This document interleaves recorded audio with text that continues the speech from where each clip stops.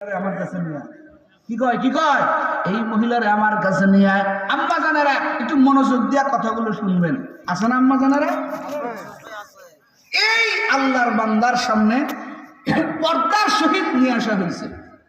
আড়ালে রাইখা আশরাফ আলী থানভী রাহমাতুল্লাহ আলাইহি কয়, ও আল্লাহর বান্দি, তোমার রূপ যৌবনটা তুমি তোমার স্বামীকে দেখাইতে পারো, কিন্তু তুমি যে জিনা করে। এত ওয়াজ করার পরে ওই মহিলা ডাক দেয়া কয়, হুজুর আমি আসলেই গুনাহ করছি হুজুর গো, এখন বলেন আমি এই গুনাহ থেকে ফিরার উপায় কি? আশরাফ আলী থানভী ডাক দেয়া কয়, তোমার এই গুনাহ থেকে ফিরার উপায় হলো আজকের থেকে আমি তোমাকে বললাম তুমি আজকের থেকে নামাজ আদায় করবা, নামাজই তোমার সব অন্যায় থেকে বিরত রাখবে। একটু জোরে কন্যা সুবহানাল্লাহ। মহিলাকে হুজুর ঠিক আছে কথা দিলাম, আজকের থেকে নামাজ আদায় করব। আশরাফ আলী থানভী আল্লাহর বান্দা ওয়াজ টুয়াজ কইরা চইলা গেছে বাড়ি। কিছুদিন পরে আবার এলাকায় আসছে। যুবকরা ইসা কয়, হুজুর কি ওয়াজ করলেন? এই মহিলা তো এখন জিনাও করে নামাজও পড়ে। কয় মহিলা এখন জিনাও করে নামাজও পড়ে, কি ওয়াজের তাসির কোন দিক গেল? আশরাফ আলী থানভীর বলে, না না না, আমার কথা তো মিথ্যা হতে পারে না। এবার আশরাফ আলী থানভী রাহমাতুল্লাহি আলাইহি যুবকদেরকে বললেন, যাও যাও ওই মহিলাকে আবার আমার সামনে নিয়ে আসো। এই মহিলাকে আবার আশরাফ আলী থানভীর সামনে আনা হলো। আশরাফ আলী থানভী বলতেছে, আম্মা জান, ও আল্লাহর বান্দী, আমি তোমাকে নামাজ পড়তে বললাম, এদের থেকে আমি রিপোর্ট পাইলাম তুমি নামাজ পড়ো আবার নাকি জিনাও করো। ব্যাপার কি কিভাবে নামাজ আদায় করো? এবার আল্লাহর বান্দী কয়, হুজুর আমি তো ঠিক মতো নামাজ পড়ি, আবার জিনা করো কেন? আশরাফ আলী থানভীর কয়, নামাজের আগে কি ওযু করো? কয় না তো, তা তো করি না। কি কয়? নামাজের আগে তো ওযু করি না। আপনি তো নামাজ পড়তে বলছেন, আমি তো নামাজ আদায় করি। বলেন তো বাবা, ওযু ছাড়া কি নামাজ হবে? কথা হয় না, হবে? আসসালাতু মিফতাহুল জান্নাহ, নামাজ হলো জান্নাতের চাবি, আর ওযু হলো নামাজের চাবি। ওযু কিসের চাবি? কথা হয় না, কথা হয় না। ওযু হলো নামাজের চাবি। আশরাফ আলী থানভীর বলতেছে, ও আল্লাহর বান্দে, তুমি ওযুর সহিত নামাজ পড়ো, আমার আল্লাহ তোমার সব গুনাহের থেকে বিরত রাখার জিম্মাদার আমার আল্লাহ হয়ে যাবে। এই জমিনের মধ্যে যত ভালো মানুষ, যত ভালো হয়েছে, প্রত্যেকের জীবনী খুলে দেখেন নামাজ পড়ার দ্বারা ভালো হয়েছে। জোরে কন্যা সুবহানাল্লাহ। এই কথায় কথা আসতেছে, কষ্ট হইতেছে না আপনাদের? রাবেয়া বস্তি রাহমাতুল্লাহ আলাইহি, মা বোনরা একটু মনোযোগ দিয়া শুনবেন। যে রাবেয়া বস্তি এমন আল্লাহর বান্দি, এমন পরহেজগারিতা অর্জন করেছেন, জীবনে বিয়েই করে নাই। কি করে নাই? ও আম্মা জানেরা, পাগল হয়ে যাও একটা সুন্দর পুরুষ দেখলে আমার বোনেরা। এই রাবেয়া বস্তি রাহমাতুল্লাহি আলাইহি যার জীবনী আমরা পড়েছি, তিনি বিবাহই করে নাই। তাকে প্রশ্ন করা হলো, রাবেয়া তুমি কেন বিবাহ করলে না? বিবাহ তো একটা ইবাদত। রাবেয়া বস্তি প্রশ্নের জবাব দেয়, ও আল্লাহর বান্দা, আমি স্বামীর আদর করবো কেমনে? স্বামীর মহাব্বত আমি কেমনে করব? আমি এমন আল্লাহর বান্দি, আমি তো এখনো আমার মাওলাকে মহাব্বত করতে পারি নাই, তো স্বামীর আদর করব কেমনে? এই জন্য আমার স্বামী গ্রহণ করার সুযোগ হইতেছে না। একটু জোরে বলেন না আল্লাহু আকবার। রাবেয়া বস্তিকে কবরে রাখার পরে, রাবেয়ার কথাটা পরে কই, আগে তার একটু গুণাবলীটা বলি। রাবেয়া বস্তিকে কবরে রাখানোর পরে ফেরেশতা এসে প্রশ্ন করছে, মার রব্বুকা ওমান দীনুকা ওমান নবিয়ুকা। করবে না চিন্তা প্রশ্ন? একথা কোন করবে না? রাবেয়া বস্তিকে প্রশ্ন করা হলো, ও আল্লাহর বান্দী, মার রব্বুকা ওমান দীনুকা ওমান নবিয়ুকা, এ আল্লাহর বান্দী তোমার রব কি? যখন এই প্রশ্ন করেছে, রাবেয়া বস্তি পাল্টা প্রশ্ন করে মুনকার নাকিরকে, একটু জোরে কন্যা আল্লাহু আকবার। কেমন গুণ অর্জন করছে? রাবেয়া বস্তি কয়, ও ফেরেশতা তুমি কোথার থেকে আসছো? কয় আসমান থেকে আসছি। আমি কোথার থেকে আসছি? বলে তুমি জমিন থেকে আসছো। জমিন দূরে না আসমান দূরে? কথা হয় না। কবরে গেছে রাবেয়া বস্তি, কবর থেকে জমিন কত হাত দূরে? 3.5 হাত। কয় হাত? কয় হাত? কথা হয় না। 3.5 হাত দূরে। আর মুনকার নাকির কোথার থেকে আসছে? কথা হয় না। কথা হয় না। আসমান থেকে আসছে। রাবেয়া বস্তি পাল্টা প্রশ্ন করে, ও মুনকার নাকির, তুমি আমাকে বলতেছো তোমার রবকে? ও ফেরেশতা, তুমি আসমান থেকে কবরে আসছো, বলো তুমি কি তোমার রবকে ভুলে গেছো? কয় না তো, আমি তো আমার রবকে ভুলি নাই। রাবেয়া বস্তি করে, ও ফেরেশতা, তুমি আসমান থেকে আসার পরে যদি তোমার রবের কথা ভুলে না যাও, তুমি কেমনে চিন্তা করলা আমি মাত্র 3.5 হাত উপর থেকে কবরে আসার পরে আমার রবের পরিচয় আমি ভুলে যাব? একটু জোরে কন্যা আল্লাহু আকবার। যাক তোর আল্লাহকে জিগা। রাবেয়া বস্তির রবকে, তোমার যে রব তার কাছে গিয়ে জিগাও, উত্তর পেয়ে যাবা। একটু জোরে কন্যা আল্লাহু আকবার। ফেরেশতা এসে আল্লাহর কাছে কয়, আল্লাহ, রাবেয়া কি আমাকে পাল্টা প্রশ্ন করে? আল্লাহ কয়, ফেরেশতা রে, আমার রাবেয়ার কাছে যাস না। আমার রাবেয়া তার টোটাল জিন্দেগিটা আমি আল্লাহর জন্য বরাদ্দ করেছে। নে, রাবেয়ার পক্ষ থেকে আমি আল্লাহ তাআলা তোকে জবাব দিয়ে দিলাম, রাবেয়ার রব কেউ না, রাবেয়ার রব আমি আল্লাহ। সুবহান আল্লাহু আকবার। কিভাবে তারা আল্লাহকে বন্ধু বানাইয়া কবরে গেছে। ভাইয়ার আমার, রাবেয়া বস্তি রহমাতুল্লাহি আলাইহি আল্লাহর বান্দি, এতটা গরিব, ঘরের মধ্যে ঘুমায় আছে। ঘুমাইতো না।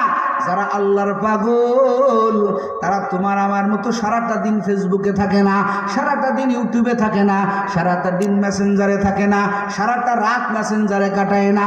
যারা আল্লাহর পাগল তারা রাত জেগে জেগে কার ইবাদত করে?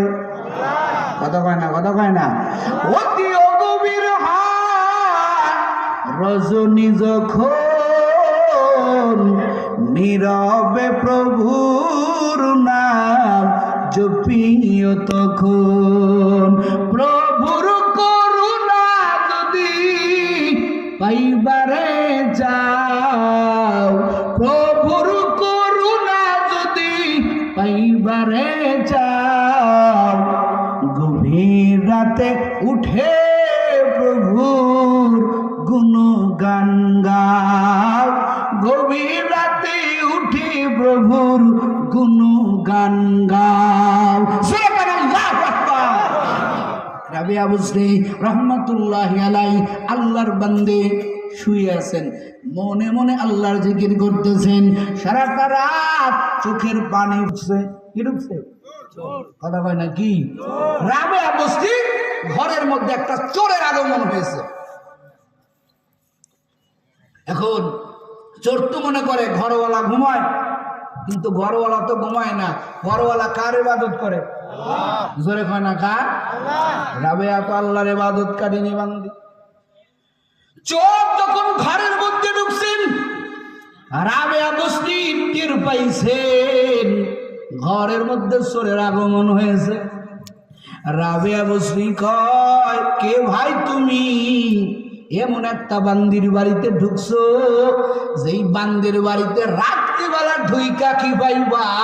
ওরে আমি তো আল্লাহর এমন পাগলিনী বান্দি, আমি দুনিয়ার জন্য কোনো জিনিস জোগাড় করে রাখি না। ওরে তুমি যদি দিনের বেলাও আমার বাড়িতে ঢুকো, যার বাড়িতে দিনের বেলায় কিছু পাওয়া যায় না, এর বাড়িতে রাত্রে বেলা আবার কি পাইবা? একটু জোরে কান আল্লাহু আকবার। যার বাড়িতে দিনের বেলায় পাওয়া যায় না কিছু, এর বাড়িতে রাত্রে বেলা কি পাইবা? চোর থমকে গেছে। সুবহানাল্লাহ। রাবেয়া বস্তি কয়, ও ভাই আপনি ভয় পেয়ে যাবেন না, আমি আপনাকে চোর বলে ধরাইয়া দিব না। আপনি ক্ষুধা তার হয় নাই, জীবিকা নির্বাহের জন্য আপনি আপনার পথটা বেছে নিয়েছেন চুরি করা, এটা তো ভালো কাজ না। দেখেন, যারা আল্লাহওয়ালা, যারা আল্লাহকে মোহাব্বত করে, যারা আল্লাহর প্রেমে পাগল, এদের সব কিছু ওইভাবে থাকে। এরা যা কিছু করে বান্দাকে আল্লাহর দিকে ফিরানোর চেষ্টা করে। একটু জোরে কন্যা বাবা সুবহানাল্লাহ।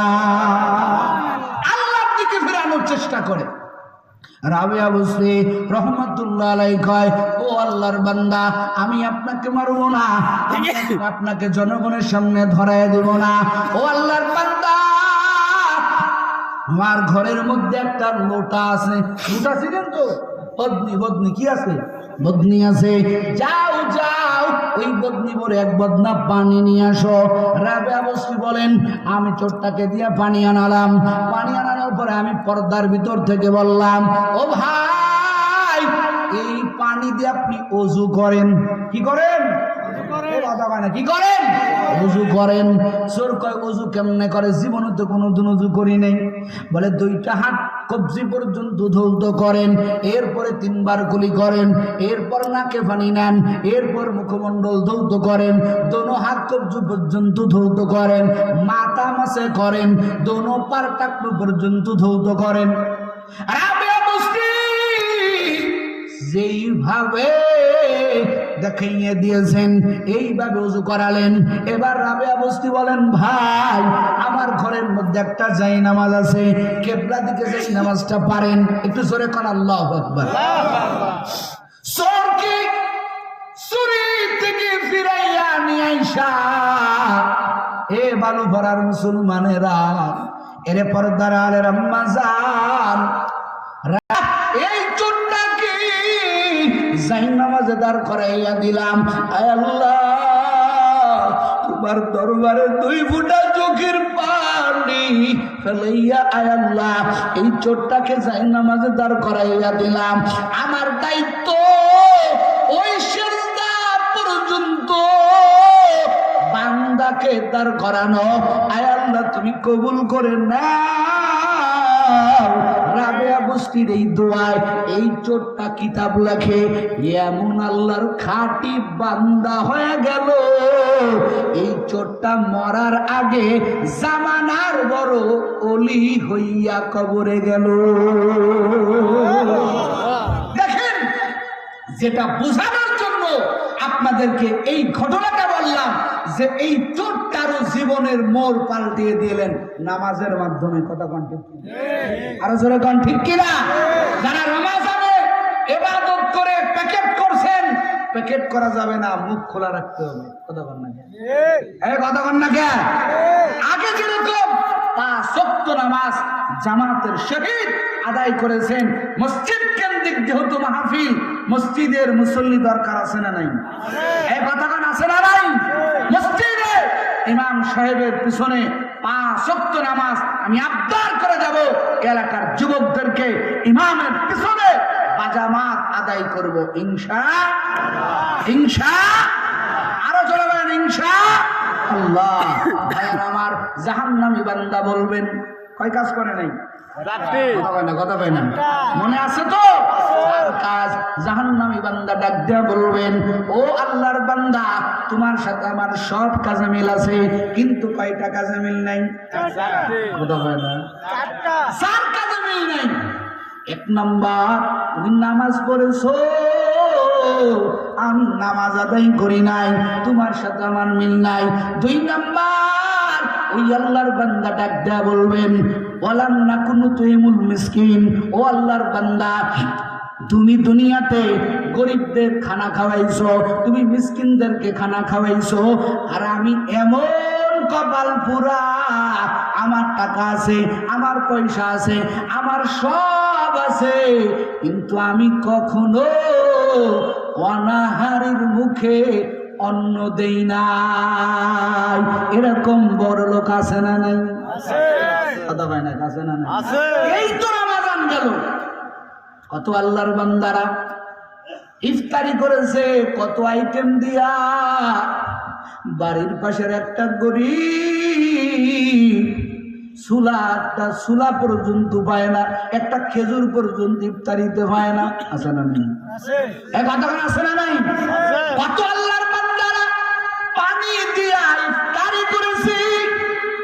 তুমি ইচ্ছা করলে ওই গরিব লোকটাকে তোমার বাড়িতে দাওয়াত দিয়া একটু ইফতারির আগে তার দাওয়াত দিয়া একটা খেজুর দিতে পারতা, এক গ্লাস দুধ দিতে পারতা, একটু মেহমানদারি করাইতে পারতা।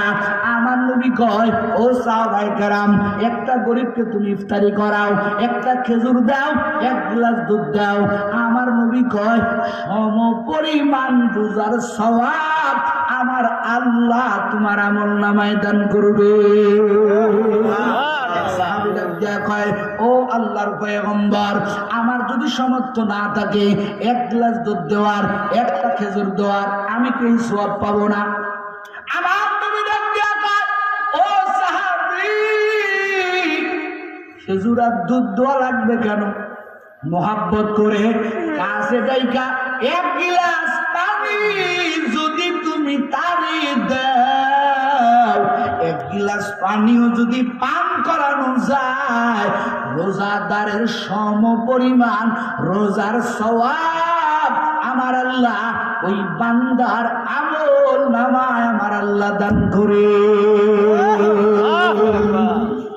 আমার আল্লাহ পাক বলেন, ও বান্দা, অনাহারীদের খানা খাওয়াও। ওই জাহান্নামী বান্দা ডাক দেয়া বলবেন, ভাই তোমার কাছে আর তোমার সাথে আমার চারটা কাজে মিল নাই। 2 নাম্বার, তুমি দুনিয়াতে অসহায় গরিবদের পাশে দাঁড়াইছো, তাদেরকে খানা খাওয়াইছো, আর আমি গরিবদের খানা খাওয়াই নাই, আমি মিসকিনদের দিকে তাকাই নাই, যার জন্য আমার ঠিকানা জাহান্নাম। এ কলিজার যুবক, ও পর্দার আলের আম্মা জানেরা, আমার নবী মেরাজে গিয়া আমার নবী ওই মহিলাটাকে জান্নাতে দেখলেন, যেই মহিলাটা একটা জিনাকারিনী মহিলা, দেহ ব্যবসা করনেওয়ালি মহিলা। আমার নবী কয়, ও সাহাবায়ে কেরাম, এই মহিলাটাকে আমি জান্নাতে দেখলাম, জান্নাতে যাওয়ার কারণটা আমি জিগাইলাম। আল্লাহ নবী বলেন, এই মহিলা দেহকে বিক্রি কইরা, দেহ বিক্রি করার টাকা দিয়া জীবিকা নির্বাহ করে। আল্লাহর বান্দি একদিন যাইতেছে, পথের মধ্যে দেখে একটা কুকুর, কি কুকুর, কথা হয় না, কথা হয় না, একটা কুকুর পিপাসার দ্বারায় জীবনটা বাহির হবে হবে ভাব, কুকুরটা মারা যাবে যাবে ভাব। ওই জিনাকারিনী ওই বাজারি মহিলা ওই কুকুরটাকে একটু পানি পান করানোর জন্য গায়ের উন্নাটা খুলিয়া, পায়ের চামড়ার মোজাটাকে বালতি বানাইয়া, উন্নাটাকে রশি বানাইয়া, ওই যে কূপের মধ্যে মহিলাটা কষ্ট করে পানি আনিয়া, ওই পানিটা নিয়া ওই পিপাসার্ত কুকুরকে পান করাইল। ওই কুকুরটা সুস্থ হয়ে গেল। এরা পর্দার আড়ালের আম্মা জান, এই বিষয়টা আমার আল্লাহর কাছে বড় ভালো লাগছে। আমার আল্লাহ কয়, হোক এটা বাজারি মহিলা, কিন্তু একটা পিপাসার্ত কুকুরকে আমি আল্লাহর একটা প্রাণীকে এই মহিলা পানি পান করাইয়া সুস্থ করলো। আমার আল্লাহ কয়, ও দুনিয়ার মানুষ, তোমরা কি থাকো, তোমরা সাক্ষী থাকো, আমি আল্লাহ তাআলা সামান্য এই কুকুরকে পানি পান করানোর কারণে এই মহিলার জীবনের সব অন্যায়গুলো আমি আল্লাহ ক্ষমা করে দিলাম। আতিনা ফি দারে উকবানা হাসান, আতিনা ফি দারে দুনিয়ানা হাসান, ইয়া গিয়াসাল মুস্তাগীথিনা দিনা লবতে খারা বিল উলুমে ওয়াল গনা, হর ঘড়ি দে নেকো তু তৈয়ার হয়ে, जो ना मंगे उससे तू बेजार है। ও ধনীওয়ালা ভাইয়েরা, ও পর্দার আলের আম্মা জানেরা, নিজে খালি খাইবেন না, অপরের দিকে একটু খেয়াল করবেন। রাস্তায় কত গরিব, ক্ষুধা, পরনের কাপড় নাই। আমার নবী হাদিসের মধ্যে বর্ণনা করে বলেন, 5 শ্রেণীর মানুষের জন্য আমার আল্লাহ জান্নাতকে আমার আল্লাহ সুসজ্জিত করে রাখছেন। বান্দা মরতে দেরি, আমার আল্লাহ জান্নাতের মেহমান বানাইতে দেরি করবে না। একটু জোরে বলেন না সুবহানাল্লাহ। ইন্নাল জান্নাতা তাশতাকু ইলা 5 নাফার তালিল কুরআন ওয়া হাফিজুল লিসান ওয়া মুতিমুল জিআন ওয়া মুকসিল উরিয়ান ওয়া মান সাল্লা আলা হাবিবির রহমান। আমার পয়গম্বর বলেন 5 শ্রেণীর 5 গুণওয়ালা মানুষের জন্য আমার আল্লাহ জান্নাত অগ্রিম বুকিং দিয়ে রাখছেন। একটু জোরে কন্যা সুবহানাল্লাহ। 1 নম্বর তালিল কুরআন, দুনিয়াতে যারা কোরআন তেলাওয়াত করে, সুবহানাল্লাহ সুবহানাল্লাহ, খালি রমাজানে না, অল টাইম কোরআন তেলাওয়াত করবেন, সকাল সন্ধ্যায় কোরআন তেলাওয়াত করবেন। ও আম্মা জানেরা, সিরিয়ালে মনোযোগ না দিয়া, টিভির দিকে মনোযোগ না দিয়া সকাল সন্ধ্যায় কোরআন তেলাওয়াত করেন। আপনার কোরআনের আওয়াজে, আপনার কোরআন তেলাওয়াতের বরকতে আপনার পুরা বাড়িটা আমার আল্লাহর রহমত দ্বারা বেষ্টন করে নিবে। শুধুমাত্র তাই না, আপনার কোরআন তেলাওয়াতের কারণে আমার আল্লাহ এই কোরআনের তাসিরটা, কোরআনের নূরটা আমার আল্লাহ আপনার গর্বের সন্তানের মধ্যে আমার আল্লাহ ঢুকাইয়া দিবেন। একটু জোরে কন্যা সুবহানাল্লাহ।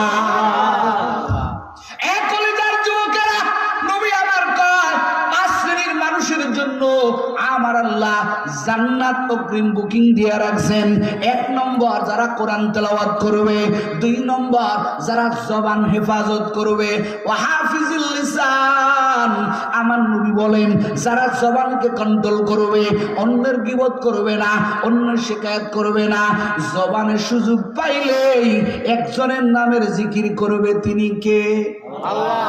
আর আওয়াজ দিয়া কন, আর জোরে কন, তিনি আমার আল্লাহ। ওয়া হাফিজুল লিসান 2 নম্বর গুণ। 3 নম্বর অমুতিমুল জিআন, আমার নবী কয় 3 নম্বর গুণের অধিকারী কারা? যাদের জন্য আমার আল্লাহ জান্নাত অগ্রিম বুকিং দিয়ে রাখছেন। নবী কয় অমুতিমুল জিআন, যারা খাদ্যহীনকে খাদ্য দান করে, যারা অনাহারীকে খাদ্য দেয়, তাদেরকেও আমার আল্লাহ বিনা হিসাবে জান্নাতের মেহমান বানায় দিবে। ও বাবারা, 4 নম্বর গুণ অমুকসিল উরিয়ান, নবী আমার বলেন যারা বস্ত্রহীনকে বস্ত্র দান করে। কত মানুষ আছে এই যে একটা নতুন কাপড় কিনতে পারে নাই, আছে না নাই? আছে। উঠেন কেন, দোয়া করে দেবো অল্প সময়। আমিও তো অনেক দূরে যাব, প্রায় 6-7 ঘন্টার সময় লাগবে। আপনারা চলে গেলে আমি কষ্ট পাবো। কষ্ট হইতেছে আপনাদের? দোয়া করে দেবো অল্প সময়ের মধ্যে। নবী আবার বলেন 4 নম্বর গুণ হলো অমুকসিল উরিয়ান, যারা বস্ত্রহীনকে বস্ত্র দান করে। বহু আল্লাহর বান্দারা আছেন এই ঈদের দিন একটা নতুন কাপড় পরতে পারে না। আমার নবীর একটা গুণ ছিল, আমার নবী এতিম দেখলে কখনো আমার নবী ঠিক থাকতে পারতেন না। এরা কলেজার যুবক, এরা পর্দার আম্মা জান, আমার নবী ঈদের নামাজ পড়বেন, মসজিদে নববীতে যাবেন। বাড়ি থেকে আমার নবী বাহির হয়েছেন, রাস্তার মধ্যে যাইয়া দেখেন আমার নবী, দেখেন সব ছোট ছোট বাচ্চারা খেলাধুলা করে। একটা ছোট সন্তান ওই রাস্তার কিনারে বইয়া বইয়া কান্না করেন। আমার নবী কয়, ও সন্তান, সবাই কত ঈদের দিনে আনন্দ করে খেলাধুলা করে, তুমি কেন খেলাধুলা করো না? ওই বাচ্চাটা 2টা চোখের পানি ছেড়ে দিয়া কয়, ও নবী, আমি কেমনি খেলাধুলা করব? ওদের কত আনন্দ, কারণ ওদের গায়ে তাকাইয়া দেখে নতুন কাপড় ওদের গায়ে। ঈদের দিনের শিলা করিয়া ওদের মা বাবাকে নতুন কাপড় পরাইয়া দিছে। ও নবী, আমার দিকে তাকাইয়া দেখি আমার গায়ে কোনো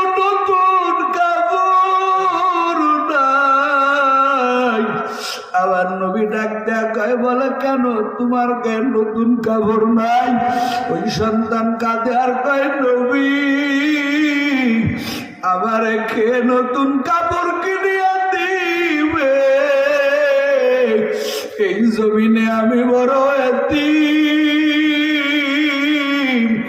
আমার মাও নাই, আমার বাবাও নাই, আমার একটা নতুন কাপড় কিনিয়ে দিবে। এই জন্য আমি রাস্তার কিনারায় বসে বসে কান্না করতেছি। আমার নবী এতিমের দিকে তাকাইয়া কন্ট্রোল করতে পারলেন না। আমার নবী তুই চোখের পানি ছেড়ে দিয়ে বলে বাবা তুই আমার কোলে আয়। কে বলছে তুই এতিম? আজকের থেকে তুই এতিম না, আমি নবী যদি তোর আব্বা হই আর আমার ঘরের বিবি যদি তোর আম্মা হয়, তুই কি খুশি হবি না রে বাবা? আমার বুকে আয়। ও বালু ভরার যুবকেরা, ও বরদারের আলের আম্মা জান, এই কথা বলার পরে আমার নবী ওই বাচ্চাটাকে কোলে নিয়ে বাড়ি চলে গেল। বাড়িতে যাইয়া স্ত্রীদেরকে বলে, ও স্ত্রী, এই সন্তানটার মা নাই, ওর বাবাও নাই। কে বলছ ওর মা নাই, ওর বাবা নাই? আমি নবী আজকে ওর আব্বা জান, তুই ওর আম্মা জান। আমার ঘরের একটা একটা চাদর, আমার গায়ের চাদরটা তুই টুকরা কর, এক টুকরা ওর বরণে দে আর এক টুকরা ওর গায়ে পেঁচাইয়া দে। ও বালুবাড়ার যুবকেরা, এই সন্তানটাকে আমার নবী কয় তুই আমার কান্ধ। আজকে তোকে আমি নবী হাঁটাইয়া হাঁটাইয়া ঈদগাহে নিব না।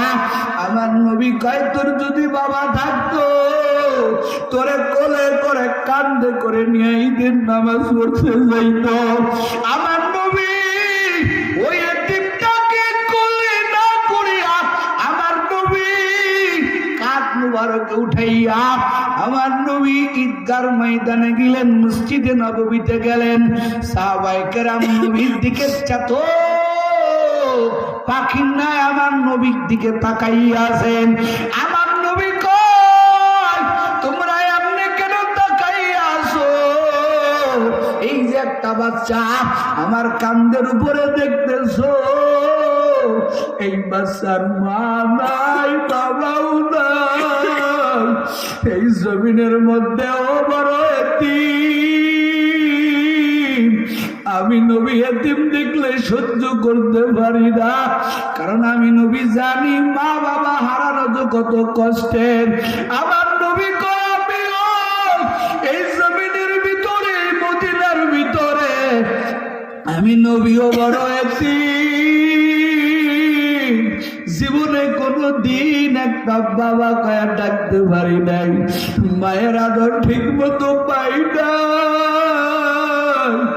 আমি নবী এতিম দেখলে সহ্য করতে পারি না। এ সাহাবায়ে কিরাম, এতিম দেখলে ধাক্কা মারিও না। একটা এতিমকে যদি ডাইকা তার মাথায় যদি একটু হাত বুলাইয়া দাও, পরে হাতের নিচে সম পরিমাণ চুলের সওয়াব আমার আল্লাহ বান্দার আমলনামায় দান করে। কলিজার বাবারা, এই জন্য বাবা কোন এতিম পাইলে তাকে একটু সহযোগিতা করবেন, একটা নতুন কাপড় কিনিয়ে দিবেন, দেখবেন কতটা খুশি। আমার আল্লাহ কয় একটা এতিম খুশি হয়ে গেলে আমি আল্লাহ খুশি হয়ে যাই। জোরে কন্যা সুবহানাল্লাহ। জাহান্নামী বান্দা কাঁদবেন আর আফসোস করে বলবেন, ও ভাই তোমার সাথে আমার সব মিল আছে, কয় কাজে মিল নাই? জোরে কোন? আরো জোরে কোন কয় কাজে মিল নাই? 4 কাজে মিল নাই। নাম্বার 2 অমুতাইমুল জিয়ান, নাম্বার 2 অমুকসুল ইরিয়ান। ওই জাহান্নামী বান্দা ডাক দেয়া বলবেন ওয়ালাম নাকুনু তাইমুল মিসকিন, ও ভাই আমি দুনিয়াতে গরিবদেরকে খানা খাওয়াই নাই, এই জন্য আমার ঠিকানা জাহান্নাম। 3 নাম্বার ওয়াকুন্না নাখুদু মাআল খাইদিন, ও আল্লাহর বান্দা দুনিয়াতে তুমি ভালো লোকদের সাথে চলছো, এই যে আমার আশেপাশে এরা আলেমুল আমাকে মহাব্বত করে, সারাটা বয়ান আলেমুল আমার সহবতে থেকে শুনতেছে, এদের মধ্যে আলেমুল আমার মহাব্বত আছে। আবার সমাজে বহু নেতা আছে যারা আলেমুল আমাকে পছন্দ করে না, কথা কয় না কেন? আছে না নাই? আরো জোরে কেন আছে না নাই? এই বাংলাদেশের মধ্যে বহু আলেমকে ওই হাত করা পড়াইয়া বেশি দিন ব্যবধান হয় নাই, এই বাংলাদেশের বহু আলেম ওলামার হাত করা পড়াইয়া কারাগারে পাঠানো হয়েছে। কথা বলেন ঠিক কিনা? কথা বলেন ঠিক কিনা? যাদের আদেশে যারা একজন আলেমের বিনা অপরাধে ওই হাত করা পড়াইয়া কারাগারে পাঠাইছে, তারা আজকে কোথায়? কথা বলেন না কেন? তারা ওই পথ দিয়ে একই গাড়িতে তারাও আজকে হাত করা পড়াইয়া কঠে উঠতেছে, আবার জেলখানায় যাইতেছে। কথা কন ঠিক কিনা? আলেমুল আমার সুহবত যারা অবলম্বন করে তাদেরকে আমার আল্লাহ শুধু দুনিয়ায় না উভয় জগতেই আমার আল্লাহ তাদেরকে সম্মানিত করে। কথা বলেন ঠিক কিনা? আর যারা বলেন ঠিক কিনা? আমরা দোয়া করব বাংলাদেশের যে সরকারি হোক না কেন, এই আওয়ামী লীগ ফ্যাসিস্ট আওয়ামী লীগ থেকে শিক্ষা নিতে হবে। যারা আলেমকে কষ্ট দেয়, আলেম ওলামারা সাধারণ কোনো ব্যক্তি না, এরা ওয়ারাসাতুল আম্বিয়া, আর এরা আলেমরা হলো নবীর ওয়ারিস। যারা নবীকে কষ্ট দেয়, নবীর ওয়ারিসকে কষ্ট দেয়, আল্লাহ তাদের সাথে যুদ্ধ ঘোষণা করেন। কথা কন ঠিক কিনা? আমার আল্লাহ দৃষ্টান্ত দেখায় দিয়েছেন। সম্মানিত হাজিরিন, এজন্য ভালো লোকদের সাথে উঠা বসা করতে হবে। আমি বর্তমান এই বিএনপির চেয়ারপারসন তারেক রহমানকে আমি শুধু তাকে ব্যক্তিগতভাবে বলবো, আর কারো কথা না। আমি তার অনেকগুলো ভিডিও ফুটেজ দেখেছি যে আল্লাহর বান্দা যে কোনো কাজ, বিশেষ করে ইসলামিক কোনো কাজ করার সময় আলেম ওলামার সাথে পরামর্শ করতেছে। কথা কোন ঠিক কিনা? দোয়া করি তার জন্য। আলেম ওলামার সহবতে থাকতে হবে, কারণ আলেম ওলামার থেকে লাইন কেটে গেলে তারা টিকতে পারবে না। কথা বল না? কথা কোন ঠিক কিনা? দোয়া করবো আমরা তাদের জন্য, আল্লাহ কবুল করুক, বলেন আমিন। জাহান্নামী বান্দা ডাক দেয়া বলবে ভাই 3 নম্বর তোমার সাথে আমার যেটার মিল নাই সেটা হলো তুমি ভালো লোকদের সাথে উঠা বসা করছো, ভালো লোকদের সাথে সহবত অবলম্বন করছো, আর আমি তাদের সাথে উঠা বসা করছি যারা ইসলাম নিয়া, দিন নিয়া, আল্লাহ নিয়া যারা কটূক্তি করে, যারা ইসলামকে দুনিয়ার থেকে নিশ্চিহ্ন করতে চায়, যারা ইসলামকে মিটাইয়ে দিতে চায়, আমি তাদের সাথে উঠা বসা করার কারণে, নাস্তিকবাদী কায়েম করতে যারা চায় তাদের সাথে মিলার কারণে আজকে আমার ঠিকানা জাহান্নাম। নাউযুবিল্লাহ। আমরা তাদের সাথে মিশবো? কতক্ষণ মিশবো? আমরা তাদের সাথে মিশবো যারা আল্লাহ এবং আল্লাহ রসুলের পক্ষে। কতক্ষণ ঠিক কিনা? আমি তাকেই ততক্ষণ নেতা বলে মানব যেই নেতা আমার আল্লাহর পক্ষে, যেই নেতা আমার রসুলের পক্ষে। যখন দেখবো আমার জন্মদাতা পিতা আমার আল্লাহর বিরুদ্ধে কথা কয়, ওই পিতার সাথে আমি জিহাদ করতে রাজি। কথা কন ঠিক না? এটা হলো একজন খাঁটি মুমিনের দায়িত্ব, একটা খাঁটি মুমিনের ঈমানের পরিচয়। কথা কন ঠিক না? ভাইয়ার আমার, জাহান্নামী বান্দা ডাক দিয়া বললেন ভাই তোমার সাথে আমার সব মিল। কয় কাজে মিল নেই? কথা কয় না? কয় কাজ? 4 কাজে মিল নাই।